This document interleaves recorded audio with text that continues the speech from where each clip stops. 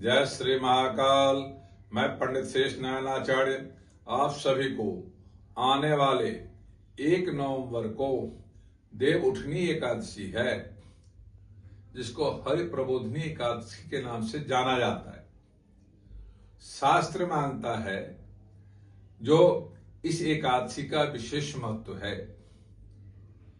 क्योंकि इस साल में 4 एकादशी का महत्व होता है, उसमें सबसे ज्यादा महत्व इस एकादशी का माना गया है। जो शुक्ल पक्ष में है, कार्तिक के महीने में है, इस दिन भगवान जो हरि शयन में, भगवान विष्णु शयन में गए होते हैं, तो इस दिन वो जागृत अवस्था में आते हैं। तो इस एकादशी का वाला व्रत, पूरे जो एकादशी होते हैं 24 एकादशी में से सबसे विशेष एकादशी माना गया है। जो शुक्ल पक्ष का एकादशी होता है वो भगवान ईश्वर के प्रति समर्पित होता है। वो देवताओं के लिए निहित किया गया है। कृष्ण पक्ष वाला एकादशी पितरों के लिए निमित्त हो गया है और शुक्ल पक्ष वाला देवताओं के निमित्त जाता है। इसलिए अपने पक्ष और तिथि के हिसाब से भगवान विष्णु जागृत अवस्था में आते हैं, इसलिए हरि देव उठनी एकादशी के नाम से चर्चा होता है। अब रही बात, शास्त्र मानता है जो पारिवारिक जीवन, जो गृहस्थ जीवन जीते हैं, उनको 1 नवंबर को व्रत करना चाहिए और उसी दिन संध्या काल में यानी रात्रि काल में विधि विधान के साथ आप पूजन अर्चन करें। भगवान विष्णु का शालिग्राम का वहां पे पूजन अर्चन करें।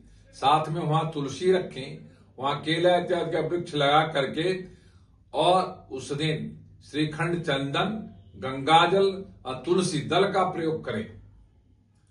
और उसमें वैदिक विधान के साथ जो पुरुष सूक्त हैं उस मंत्रों के द्वारा विधि विधान के साथ भगवान विष्णु को आवाहन करके, जागृत आवाहन करके उनको विधि विधान के साथ पूजन श्रृंगार करें और उसके बाद आरती करें। फिर मंत्र का पाठ करें, मंत्र का जाप करें, श्लोक का पाठ करें। इस तरह से मंत्र जाप और भजन कीर्तन करने का विशेष महत्व माना गया है। जो लोग इस दिन एकादशी व्रत करते हैं, फलाहार के साथ कर सकते हैं या बिना अन्न और फल त्याग के भी कर सकते हैं, उसका विशेष महत्व माना गया है। जो लोग पूरे 24 एकादशी नहीं कर पाते किसी कारण से, इस एकादशी को यदि व्रत कर लेते हैं तो विशेष फल का प्रावधान देखने को मिला है। शास्त्र मानता है जो 1 नवंबर को तुलसी विवाह नहीं हो सकता है, तो उसका 2 प्रमुख कारण है।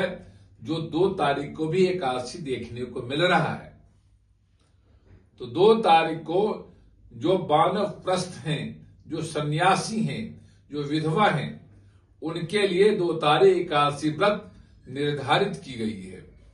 आज 2 तारीख को तुलसी विवाह कर सकते हैं, एकादशी व्रत कर सकते हैं, और उनका जो पारण होगा वो 3 तारीख सुबह 7 बजे तक होगा। और जो पारिवारिक लोग, जो गृहस्थ लोग हैं, उनके लिए आपको यदि पारण करना है तो 8 बजे सुबह के बाद 2 तारीख को पारण करें। आप विधि विधान के साथ पूजन अर्चन करते हुए, भगवान विष्णु की आराधना करते हुए और भगवान लक्ष्मी के साथ युक्त करते हुए और अपने घर में सुख समृद्धि की कामना करते हुए मंत्र इत्यादि से अपने घर में देवता को आवाहन करें और आवाहन करके उनके लिए मार्ग में दीप जलाएं और साथ में रंगोली बनाएं और जहां पूजा करते हैं वहां आसन लगाएं और विधि विधान के साथ पूजन अर्चन करते हुए आपको समय निर्धारित की जाती है। जो पूजन आप करते हैं तो रात्रि की 8 बजे से लेकर के और 11:30 बजे के बीच यदि विधि विधान के साथ पूजन करते हैं 1 तारीख को, तब भी अच्छा फल दिखाई देगा। यदि दिन में करना चाहते हैं तो 10 बजे से 12 बजे दिन में भी कर सकते हैं और 4 से 7 बजे संध्या काल में भी कर सकते हैं। इस तरह से विधि विधान के साथ पूजन अर्चन करें। जो इस दिन जो एकादशी का उद्यापन करना चाहते हैं तो उनके लिए भी इसी दिन, जो पारिवारिक लोग हैं उनके लिए इसी दिन का महत्व माना गया है।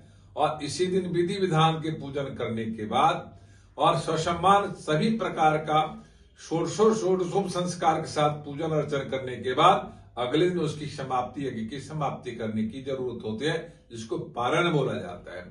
तो इस तरह से विधि विधान के साथ इसमें 27 चीजों का विशेष महत्व माना गया है।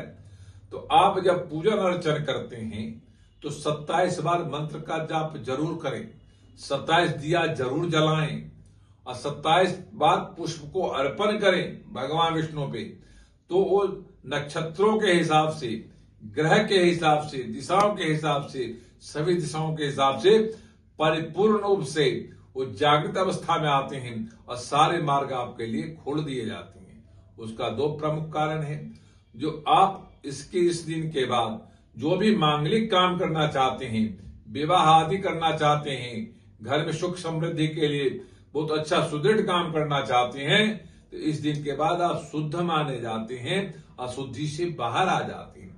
ये 4 माह जो होता है शुद्धि के मास माना गया, यहां से शुद्धता की प्रधानता शुरू हो जाती है। इसलिए गंगा जल का महत्व है, तुलसी दल का महत्व है, श्रीखंड चंदन का महत्व है, तुलसी के पौधे के पूजन करने का महत्व है, दीपदान करने का महत्व है। भगवान विष्णु को उत्तिष्ठ उत्तिष्ठ गोविंदा कह करके उनको जागृत अवस्था में लाके पूजन विधान करने का है।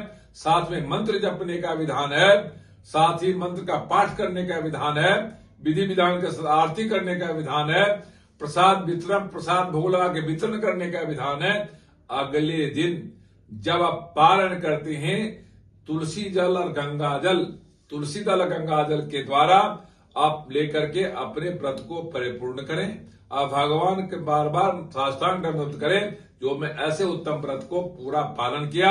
और अगले दिन आप अपने भोजन इत्यादि करने से पहले किसी भी ब्राह्मण को, गाय को, मांगने वाले को, सभी को कुछ न कुछ भोजन प्रदान करें। फल, वस्त्र, अन्न, दक्षिणा जो भी आपके मन में श्रद्धा भक्ति के साथ हो सके वो आप जरूर करें। ऐसा करने पर विशेष फल का प्राप्ति होता है। ये वीडियो अच्छा लगा हो तो लाइक करना, सब्सक्राइब करना, शेयर करना ना भूलें। ओम शांति।